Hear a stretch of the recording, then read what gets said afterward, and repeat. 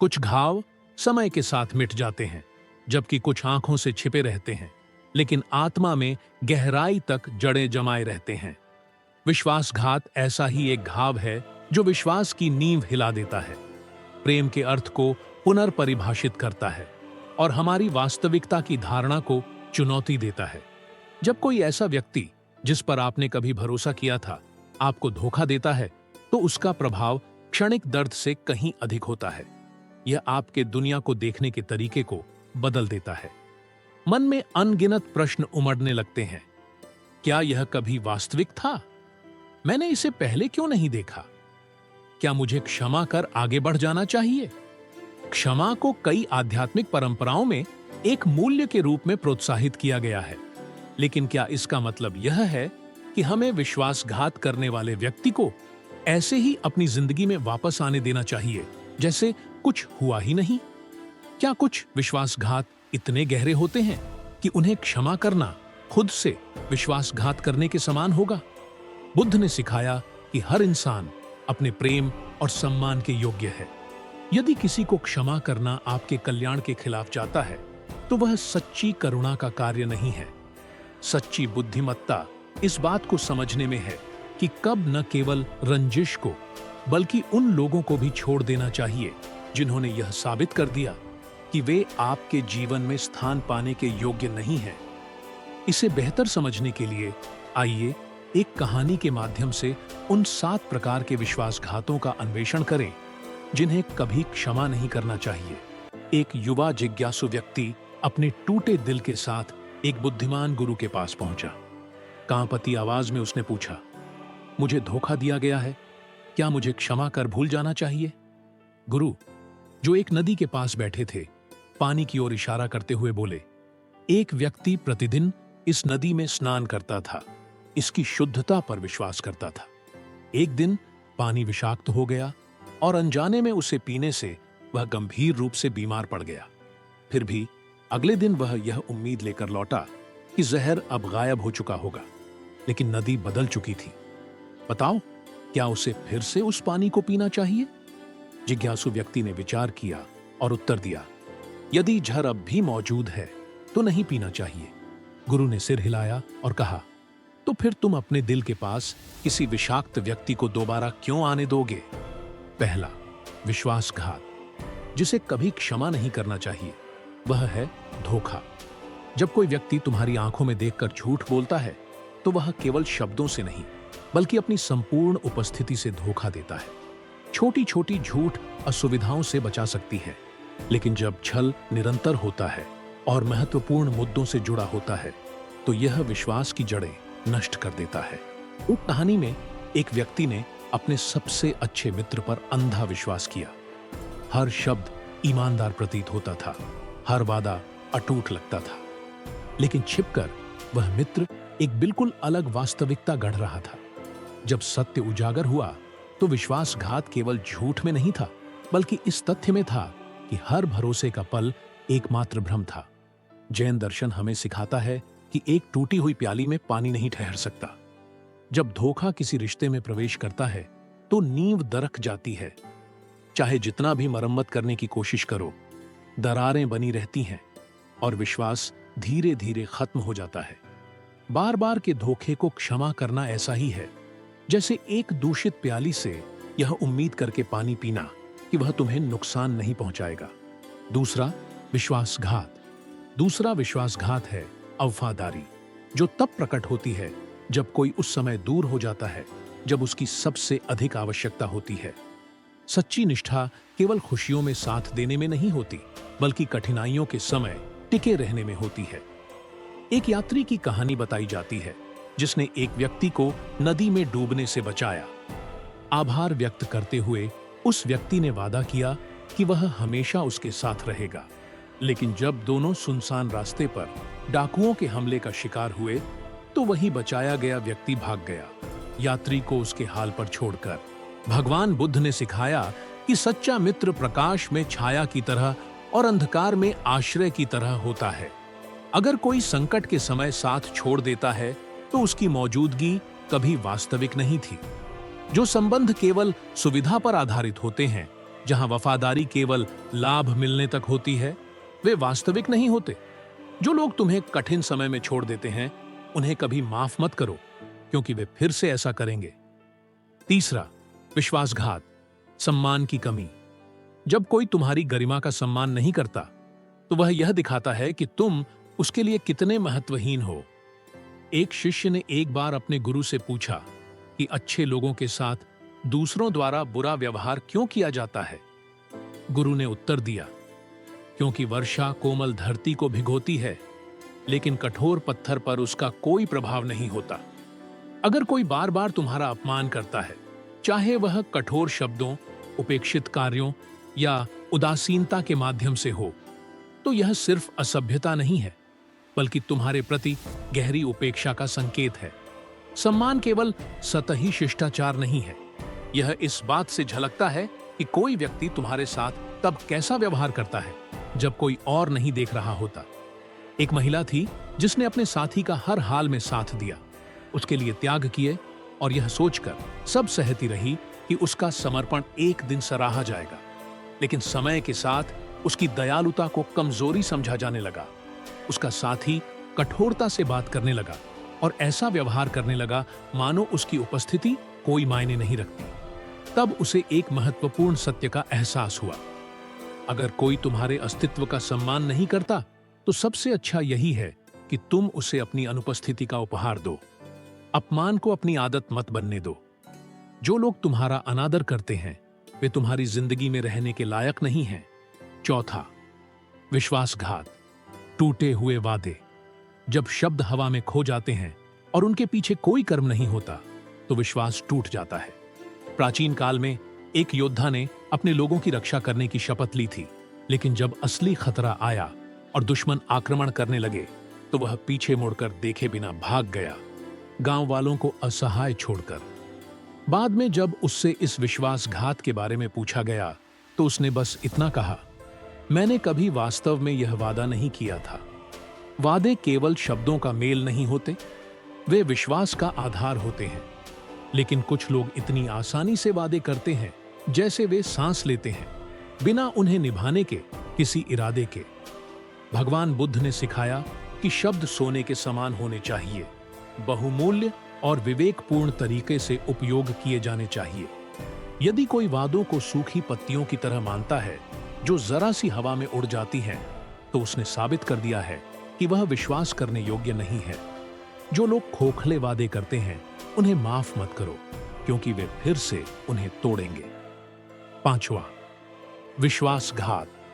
विश्वासघाती प्रेम कम ही चीजें विश्वासघात के रूप में इतना गहरा आघात पहुंचाती हैं, और यह सिर्फ शारीरिक नहीं बल्कि मानसिक रूप से भी होता है। जब वह व्यक्ति जिस पर आपने भरोसा किया किसी और को चुनता है, तो वह आपको एक खामोश संदेश भेजता है। उनके नजरों में आप पर्याप्त नहीं थे। एक प्राचीन जैन कहानी है जिसमें एक आदमी ने अपने बगीचे की देखभाल बड़े प्यार और समर्पण से की थी। प्रत्येक फूल को प्रेम से सींचा, लेकिन उसकी साथी ने गुपचुप तरीके से एक और बगीचा उगाया और सींचा। समय के साथ उन बीजों ने बढ़ना शुरू किया और सत्य सामने आ गया। उसका प्रयास व्यर्थ था, क्योंकि उसका अपना बगीचा पहले ही छोड़ दिया गया था। विश्वासघात को माफ करना उस जमीन पर अड़े रहने जैसा है जहां कभी भी फूल नहीं खिलेंगे।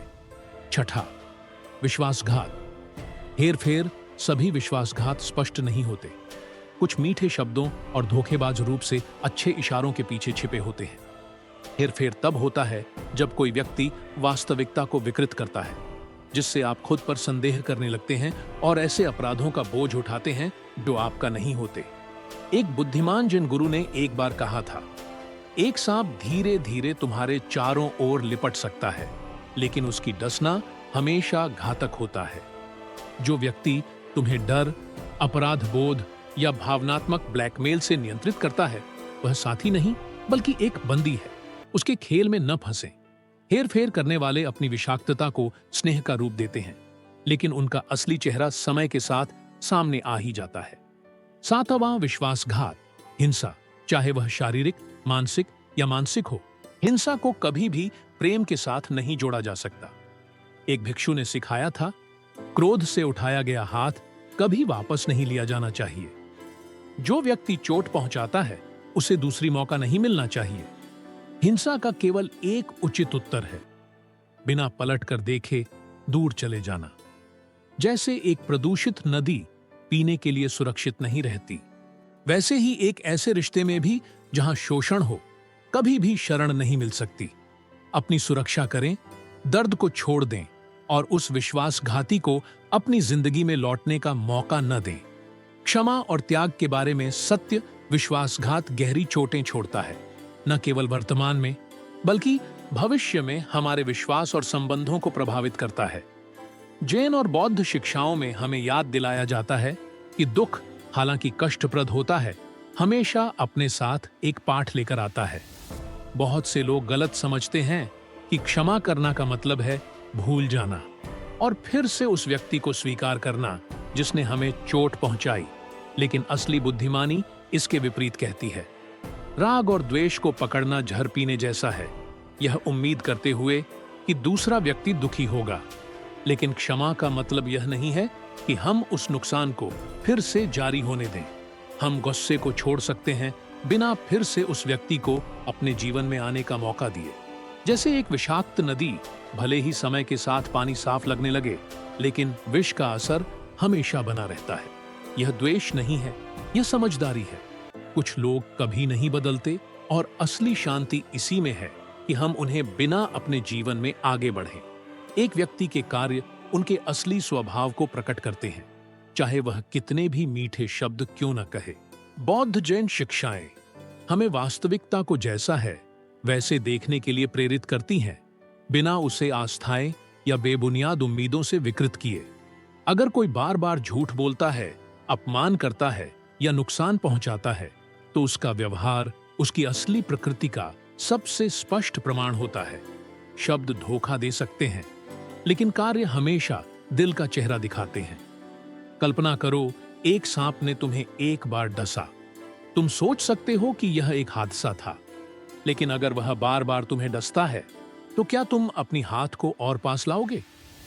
बुद्ध ने सिखाया कि एक मूर्ख जो अपनी अज्ञानता को पहचानता है, उसमें कुछ बुद्धिमानी होती है, लेकिन जो खुद को बुद्धिमान समझता है, वह असली मूर्ख होता है। इसी तरह जो लोग विश्वासघात करते हैं और अपने कार्यों को सही ठहराते हैं, वे शायद ही कभी बदलते हैं, क्योंकि वे अपनी गलतियों को नहीं देख पाते। वे अपनी जिम्मेदारी स्वीकारने के बजाय बहाने खोजते हैं, दूसरों को दोष देते हैं और उसी नफरत के चक्र को बढ़ाते हैं। एक बुद्धिमान व्यक्ति कभी भी उस व्यक्ति में बदलाव की उम्मीद नहीं करता जिसका व्यवहार पहले ही यह साबित कर चुका हो कि वह क्या है। बौद्ध जैन हमें त्याग की शक्ति सिखाता है, जिसका अर्थ यह नहीं है कि हम अनदेखा करें, बल्कि इसका अर्थ है कि हम स्पष्टता के साथ दुख को देखें और उससे चिपके न रहें। जब कोई हमें धोखा देता है, तो दुख हमारी जुड़ी हुई भावना से आता है, उस व्यक्ति की छवि से, उस उम्मीद से कि वह कभी हमें नुकसान नहीं पहुंचाएगा, और उन यादों से जो अब एक झूठ की तरह प्रतीत होती है। यहां है आपकी हिंदी में अनुवादित सामग्री। विरक्ति हमें सत्य को स्वीकार करने की अनुमति देती है। अतीत चला गया है और माया टूट गई है। अब जो नहीं है उससे चिपके रहने की आवश्यकता नहीं है। जैसा कि एक प्राचीन जैन कहावत है, जाने दो या तुम खींचे जाओगे। जब हम बार बार किसी धोखे को अपने मन में फिर से जीते हैं, तो हम दुख में बंध जाते हैं। लेकिन अगर हम सीख लें कि कैसे छोड़ना है, तो हम मुक्त हो जाते हैं। छोड़ना इसका मतलब दर्द को नजरअंदाज करना नहीं है, बल्कि उसे प्रकट होने और गायब होने की अनुमति देना है।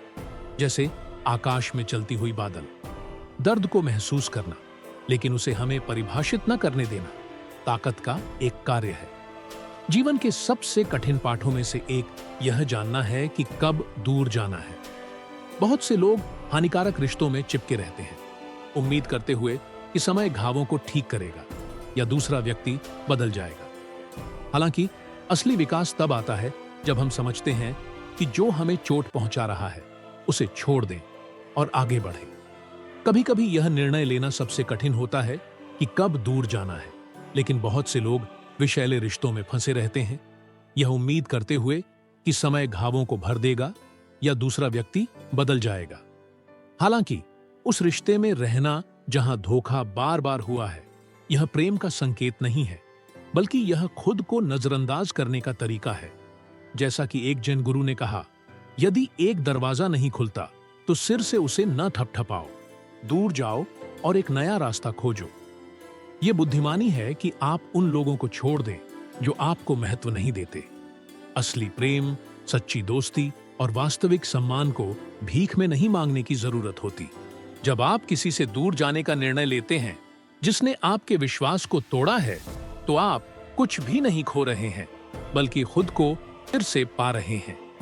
दर्द का एक उद्देश्य होता है, यह हमें जगाता है, यह हमें वास्तविकता को स्पष्ट रूप से देखने के लिए मजबूर करता है। हर धोखा एक अवसर है, न केवल दूसरों के कर्मों पर विचार करने के लिए, बल्कि खुद के बारे में भी। पूछिए, क्या मैंने चेतावनी के संकेतों को नजरअंदाज किया? कई बार गहरे में हम जानते हैं कि कुछ ठीक नहीं है, लेकिन हम दूसरों की अच्छाई पर विश्वास करने की इच्छा से अपनी आंखें फेर लेते हैं। क्या मैंने बहुत दिया बिना उस सम्मान के जो मुझे मिलना चाहिए था? धोखा अक्सर तब होता है जब हम बिना माप के किसी को देते हैं जो हमें नहीं समझता। क्या मुझे अकेलेपन का डर एक हानिकारक रिश्ते में बनाए रखा? बहुत से लोग माफ करते हैं, न कि इसलिए कि वे वास्तव में बदलाव में विश्वास करते हैं, बल्कि इसलिए कि उन्हें अकेला होने का डर है। आत्मविश्लेषण दोष का अभ्यास नहीं है, बल्कि यह सीखने और बढ़ने का एक अवसर है। जब आप उन गतियों को समझते हैं जिन्होंने धोखे को अनुमति दी, तो आप भविष्य में बेहतर निर्णय ले सकते हैं। बुद्ध ने सिखाया कि प्रत्येक अनुभव, चाहे वह कितना भी दर्दनाक हो, हमेशा एक पाठ लेकर आता है। यदि आप जो हुआ उससे सीख सकते हैं और इसका उपयोग अपने को मजबूत बनाने के लिए कर सकते हैं, तो सबसे बुरा धोखा भी व्यर्थ नहीं गया होगा। अतीत केवल हमारे विचारों में मौजूद है। वह व्यक्ति जिसने आपको धोखा दिया, वह दर्द जो आपने महसूस किया, क्रोध और उदासी, यह सब आपके मन में जीवित है। जैन दर्शन हमें याद दिलाता है कि अतीत एक छाया है, भविष्य एक सपना है और वास्तविक समय केवल वर्तमान है। यदि आप धोखे को बार बार जीते हैं, तो आप उसे अपने जीवन पर नियंत्रण रखने की अनुमति दे रहे हैं। लेकिन जिस क्षण आप दृढ़ता से निर्णय लेते हैं कि अब आप उस बोझ को नहीं उठाएंगे, आप मुक्त हो जाते हैं। छोड़ना इसका मतलब यह नहीं है कि भूल जाएं, बल्कि इसका मतलब है कि दुख से अधिक शांति को चुनना। इसका मतलब है, अब यह मुझ पर नियंत्रण नहीं रखता। इसका मतलब है कि आप वर्तमान को ताकत, ज्ञान और यह विश्वास के साथ जीते हैं कि आप कुछ बेहतर के लायक हैं। आप उन धोखों से परिभाषित नहीं होते जिन्हें आपने सामना किया है, बल्कि आप इस बात से परिभाषित होते हैं कि आप उन धोखों के बाद कैसे उठते हैं। किसी धोखेबाज को अपनी सोच में जगह न दें, दिल को पीड़ा देने न दें। उन्हें जैसा वे हैं वैसा पहचानें, पाठ सीखें और गरिमा और दृढ़ता के साथ आगे बढ़े। जैन ज्ञान हमें याद दिलाता है कि एक बुद्धिमान व्यक्ति उन लोगों से चिपकता नहीं है जिन्होंने उसे नुकसान पहुंचाया है। इसके बजाय वह अपनी नजरें क्षितिज पर लगाता है और अपनी शांति की तलाश में चलता है। यह कटुता का सवाल नहीं है, बल्कि आत्मसम्मान का सवाल है। अपने जीवन में उन 7 धोखों को मत रखें जो आत्मा को नुकसान पहुंचाते हैं, न प्रतिशोध के लिए, बल्कि क्योंकि आप खुद को इतना सम्मानित करते हैं कि आप जहर को वापस नहीं आने देंगे। दूर जाओ, ठीक हो जाओ और उस स्वतंत्रता को गले लगाओ जो आती है जब आप छोड़ देते हैं जो कभी भी रहने के लिए नहीं था। इस वीडियो को देखने के लिए धन्यवाद। अगर आपको यह पसंद आया हो तो चैनल को सब्सक्राइब करें और नोटिफिकेशन बेल को सक्रिय करें ताकि आप और कंटेंट मिस न करें। अपनी अनुभवों को कमेंट में बताएं। अगले वीडियो में मिलते हैं।